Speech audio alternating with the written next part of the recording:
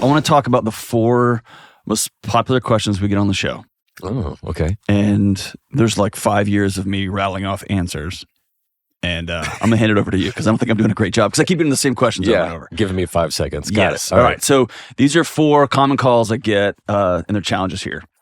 All right. So I'm going to read you how it comes into our team. All right. Okay, so people email in or they call in, leave a long message. Yeah. Most people I've seen, like, they call in and you're listening to it on headphones. Okay. There you go. So here's one that somebody wrote in. My husband treats me like a maid. I'm a stay-at-home mom, which my husband sees as being unemployed, so he's constantly bossing me around and making messes everywhere with the expectation that I should automatically clean him up because, quote-unquote, I don't have a job. Now he's complaining I treat him like a roommate and I'm not affectionate enough. But the truth is I don't feel affection towards him anymore. He just feels like a mean boss. And so for me, the meta question here is, how do I say what I want or what I need without sounding horrible? One of the biggest mistakes I see, especially in marriage dynamics, is when somebody says, we need to talk. No, I mean, you can text that. Yeah. And nobody likes to get It's off. that That's text. right. We're officially in a fight now. Officially. Yeah, you officially hate me. Whatever that is. Yeah. So if even if you're in the same room, you're texting, you say, we need to talk, period.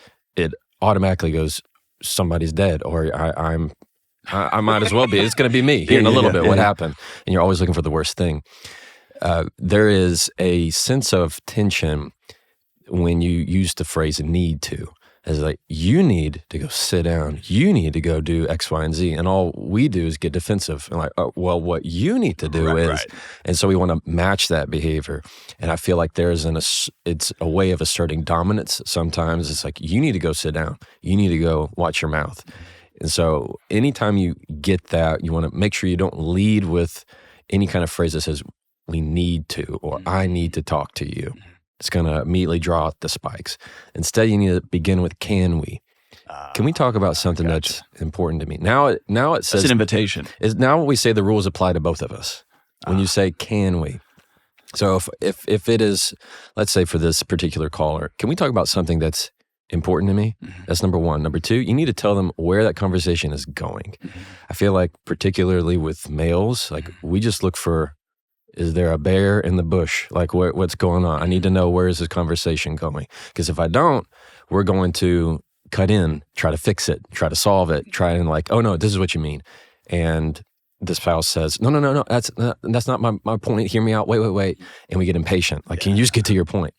Instead, it needs to be, and I'm telling you this because I'm feeling unheard here, or I want to walk away from this conversation feeling more understood. Like, you just need to give them a heads up of where that conversation is going. Because too often, we don't know what we're talking about until we're already talking. Yes. Yeah, we end up saying stuff that you can't get back. Exactly. Yeah, you don't know what to say until you're already talking. And that's when you go to, no, give me a second. I'm still figuring it out. No, that's not my point.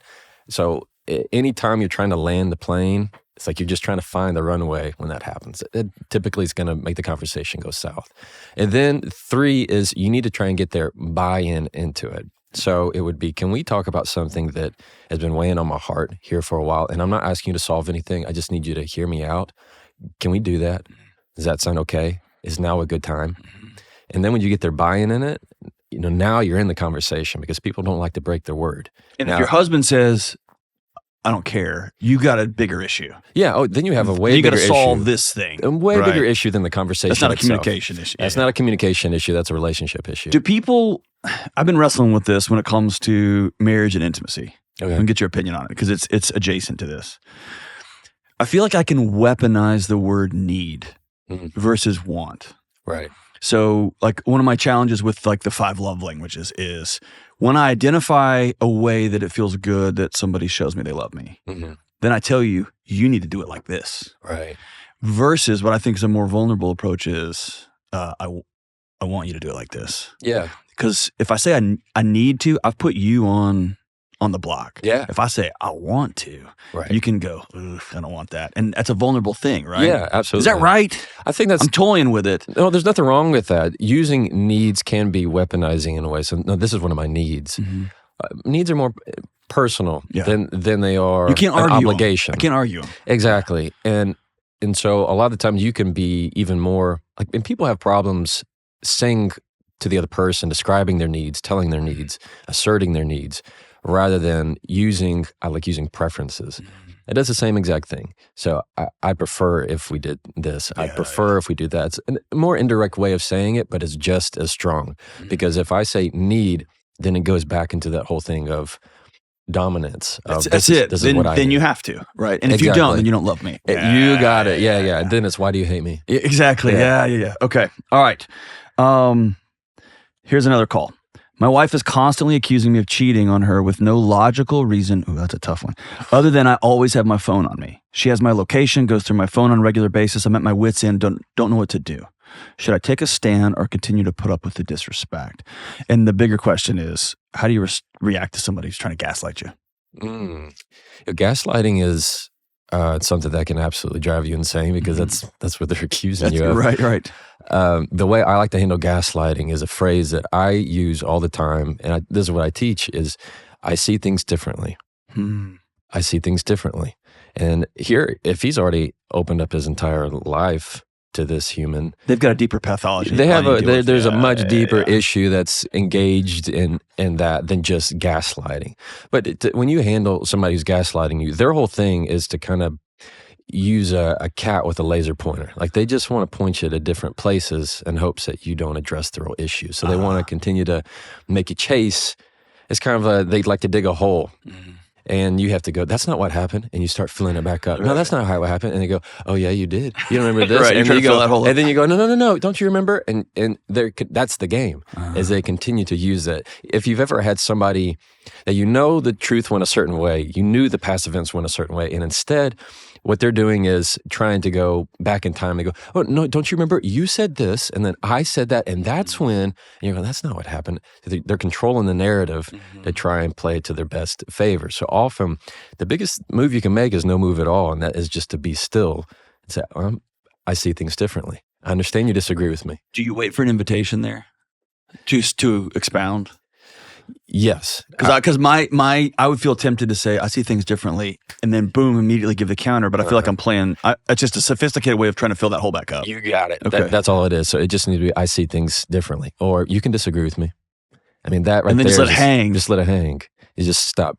Because that's much more powerful than, that's not what happened. Don't you remember? And you're trying to prove it. All you're doing is just giving them more string to make a knot with. Instead, if you just say, you're free to disagree with me, period, pause, nothing. What are they going to do? They have to go find another hole to dig. And then, they're just going to get tired.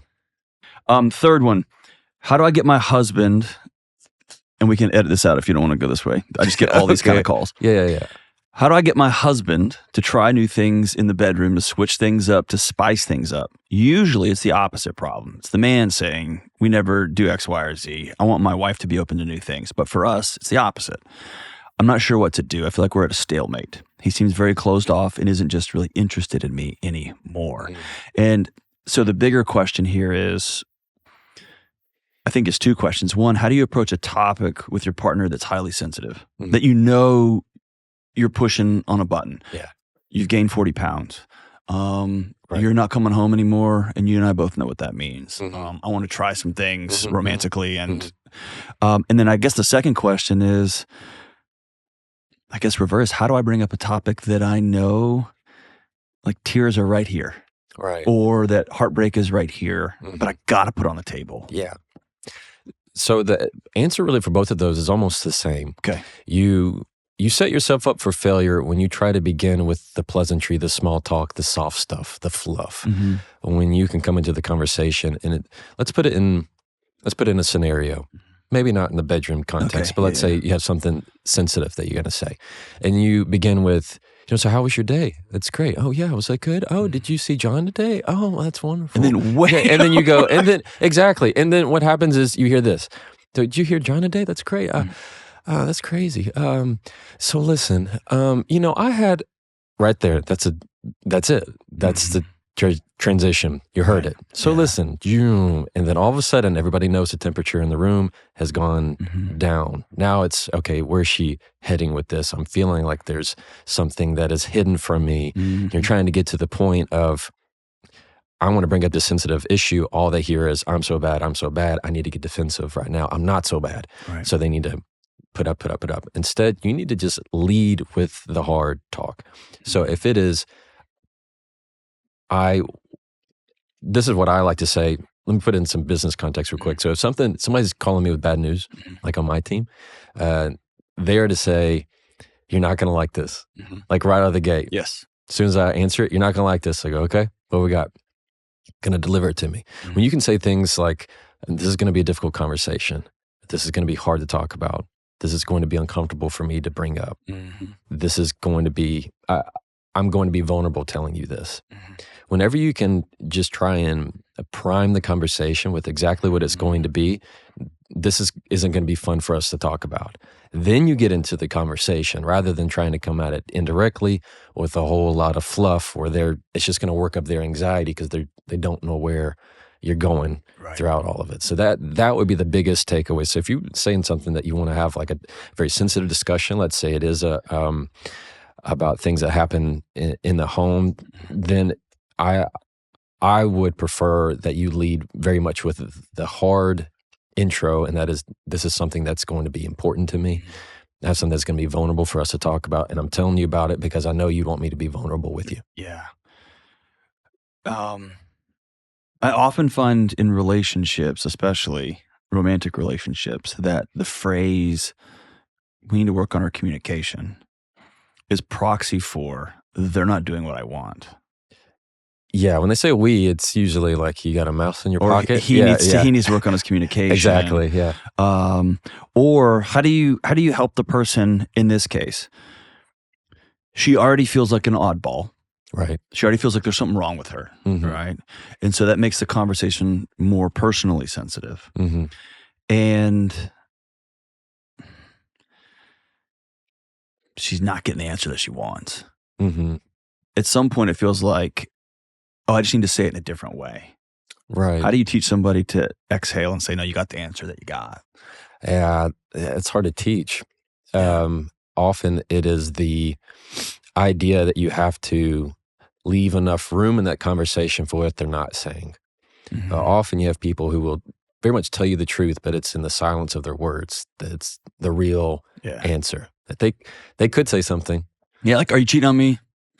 Exactly. There's a difference in a pause versus of asking the question that comes after, where were you last night?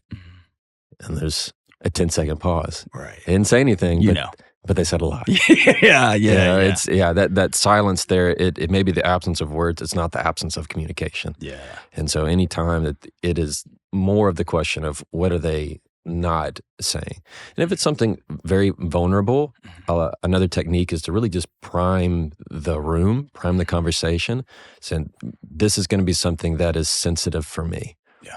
And they're going to either engage with you or not. But if somebody feels like they're the odd person out and they're looking for the answer they're not getting, that's a much deeper relationship issue that communication is not going to solve. Yeah, I think that may be the magic, is trying to find that balance between I'm not communicating in an effective way versus I don't want to hear what the truth here is. And so I'm going to keep going back and going back and going back. Hoping for a different answer. Yeah. Praying for a and that may just be answer. grief, right? Like, like we don't have a psychology culturally for grief, right? Of course. So it's just, And I also feel that there are people who are in this same type of position and they don't know what answer they're looking for. They don't know the ultimate question of what they want answered. Is that because they don't know or they can't handle that answer? Both. Okay. I think some of it is they just know it's a feeling. They don't know for a fact. Yeah. And so they actually don't know the final question of what's the answer that I'm looking for here. They just want to feel a certain way. So most of the time, whenever you find yourself in the same argument, if you haven't heard the end of it, you haven't heard the heart of it. It's just going to continue to go around because you're not hitting that root cause. You've got a great picture in this book that I'd never seen before, and I love the way it looks. And it's about something different, but I think it relates here. Because really, what this person is asking is herself is, can I stay married to somebody who's not romantically interested in me? Right. Can I stay in this? Yeah. We have an 11-year-old and a 14-year-old. We've been married almost 2 decades. Mm-hmm. Is this going to be the rest of my life? That's the question they're asking themselves. And they keep putting that on the other person. Am I going to stay with you? Am I going to, you help me. Yeah. You have a graph in here where it talks about when somebody asks you something, saying maybe, and it has discomfort. Yeah. But then the discomfort just goes indefinitely until this thing happens. Right. And when I saw that, I started laughing because I'm so guilty of saying yes to a speaking event and then being mad for the next 2 months at you for asking me, and I said yes. Right. But then you had the next picture was saying no and having discomfort high and then falling off. Exactly. And there's something about you're going to get the answer, should we stay married? Yes. And if you keep looping like this, you've been married 17 years, it may be 30 years when this thing finally dissolves. Exactly. And so you've lost almost 15 years of your life. Right. Just waiting. Right. Waiting. And so how do you teach somebody to get to the question they're actually asking? That takes a lot of inner work of writing it down. Well, actually, that's just, it's plain and simple. There's a difference between distilling, keeping it in your head and actually getting it on paper, because that's going to make it much more tangible of what am I asking for? What is the question I need this person to answer, rather than what is the feeling I can convince myself that they're giving me. And it's a big difference every time. I've never considered that, dude. Huh. That's a fascinating take, Jefferson. How often we go into a conversation, especially a difficult one or potentially difficult one, and the answer is secondary. Yeah. I want to feel a certain way when this is over. Exactly. And no other person can give us that. Right. And so if I ask you, are you cheating? And you say no, I expect to feel better. Yeah. I'm not going to feel better. No. Because I wouldn't have asked that question if I already Exactly. felt good about our relationship. You got it. Or you say yes, I'm going to feel. And so there is no way that conversation can win. Yeah, absolutely. So if you ask that hard question, are you cheating on me? And the answer, and the amigo go, no. The answer to your question, that didn't make you feel any better. Because you weren't looking for a conversational answer. You're looking for a feeling. You got it. And so you got to extract that out. Yes. And so the person can't give you feelings. Huh. And that's all something you have within yourself. I can't make you feel a certain way. Right. You know that conversation. Yeah. And so it's the same thing when they answer the question, but yet you still feel it. Like I need that feeling. I need that vacuum from you. Give me all the feelings where I feel comforted. Me up, yeah. Yes, let me feel good and safe and secure. You're not going to get that, not in the way you ask that question. Dude, that's profound. That means I would almost recommend somebody hold off on what I would say like the buck stops here conversation. Yeah. Until like you write about eloquently, until you know exactly what you're asking. Yeah, and how you want to feel after it. Yeah. Because it can be, even when you get the answer, it can feel very hollow. Yeah. Because they're not going to give you what you were looking for. It was the feeling you were chasing. Okay. I'm going to have to stew on that one because I think that's a huge chunk of the marriage conflicts I enter into sitting with people is I wanted to feel a certain way. And it's like, what? Yeah. I want you to feel like you're connecting with me, be on the same page. But it's like, I'm answering your questions. There's no answer I can give you to help you feel. Yeah. I answered your question. What are you talking about? What are you wanting from me? Yeah. Dang. Okay. Last one here. We're seeing an epidemic of people cutting their families off. I think 1 out of every 4 questions we get on the show has something to do with, and again, I'm going to put abuse way out here, right outside the bunker. When my parents had me and they were 24 and they didn't give me fill in the blank. My dad is 62 and he votes this way and he won't shut up about whatever. Or every time we go to their house, they're watching this particular news channel, pick your news channel. Yeah. And I just won't, whatever. And then brothers and sisters. So the question here is, what are conversations we can have to find out, or maybe distill down, is this a relationship worth cutting off, worth ending? Or is there just some relationships worth preserving even though they're annoying or they're going to be uncomfortable? Yeah. You know what I mean? Yeah, that's hard because there are some people, and we know who those people are, who will also weaponize their relationship in a way. Yes. Weaponize their friendship. If you do this, so I can't be friends with you anymore. On a base level, I understand that, but also understand you are putting them in a position of almost a threat of just that if this is how you want to engage with me, then I can't do that. Depends what they're doing, but there are people who will use that too much when it's like, wait, you only see them maybe once every 6 months. Right. Like, how much are they really weighing on your peace of mind? Right. Yeah, are you just trying to use this to also control your own environment and how they should react? I mean, you know me. Yeah. I know you. We're pretty chill. Yeah, right. You know, if you're watching a show that I don't agree with, all right. You know, Yeah. and so it's how much are you carrying? Why are you picking it up? Yeah. Why are you holding it? Now, again, if it's that dynamic with they continue to belittle me, put me down, they always make fun of me, they always make me feel less at that family reunion, then you don't go. Like, so there's some practical things of just physically, let's put it in the physical sense. You have to be physically near them? Mm-hmm. Do you have to choose to be around them or talk to them? I mean, those are some of your base levels. But you're talking about in person. Like so much of this nonsense happens in the imaginary zeros and ones world, right? Yeah. Like I hate you because of things that you hearted on somebody else. Oh my gosh. You're right. It's just this domino effect. Right. Yeah. Yeah. I definitely, and I mean, I have my own grandparents that love to use all caps on their Facebook posts. You know what I mean? Yeah. And so it's real easy to go, oh, they just have a different opinion than me, then I need to cut them off. Mm-hmm. And this isn't serving me anymore. You can get I feel like you can get really toxic with that kind of behavior when you put up so many boundaries that you can't move. And so you said something that gave me the ick, but I think that was the point. Yeah, we have an ROIification of human connection these days. Mm-hmm. Whereas every person who's around me has to be some sort of net benefit to me. Right. And when someone's quote unquote not serving me,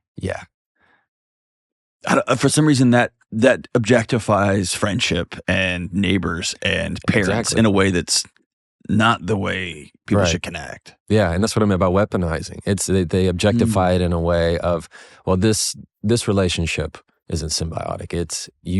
This isn't serving me anymore. I feel like that's a word that is, I get the same ick. It's just not. It's like that's not. Yeah. But there are people who won't take a second. They won't hesitate to use that kind of logic. I'm all for if there is a line where, let's say you are in a position with a friendship and that person has continually just treated you poorly. Turns out they're not a friend. They backstab you. They talk bad about you. Cut them off. Right. No problem. Right. I also, from my own personality and how I see life, and I think same way you do, is why the quickest way to lose your peace of mind is to give someone a piece of yours. Mm. So you just need to also let them go. They don't have, because every time you bring them back up, you're putting them on the next page of your book. You're putting them on the next page. Yeah. Leave them in 2 chapters back. You don't have to continue. They're not meant to be in the rest of your book. So it is, you can cut them off, sure, and we can talk about, what are the exact words or phrases, but it all goes into the different context. I feel a certain way when people are saying, I need to cut this person off. I go, okay, well, how often are you with them? Is it because they posted something you didn't like? Right. Then what are you carrying? Why are you picking up with something they never asked you to hold on to? Or have you experienced life untethered to your mom and your dad? Right. Because that comes at a cost. Yeah. Even if they vote weird and they've got, over the holidays, my mom was explaining to me about how she's figured out this world. And I was like, all right. You know what I mean? Yeah. But she also, I'm sure I left and she's like, he doesn't even know. Yeah. Right? She's still my mom. He'll learn. Yeah, of course. She's still my mom. And it's her first time to be a mom too. Exactly. It's her first time living this life. That's right. And so you and I both emphasize the grace that you give other people. Right. How personally you take what they're doing is a direct reflection of how much grace that you're giving them. Right. But that also means, and we'll get to this later on in the show, that's the teaser to come back, but that means you and I have to be whole outside of that interaction. Absolutely. Because if I need you to serve me so that I can breathe, That's too much weight for another person to carry. Yeah. Right. If I've made myself dependent on your supply, Yeah, that's a problem. that's a problem because that means I'm using you like a Xanax. I mean, I'm a parasite. Like a Flintstone vitamin. That's it. Man. Exactly. Awesome. All right, we'll be right back.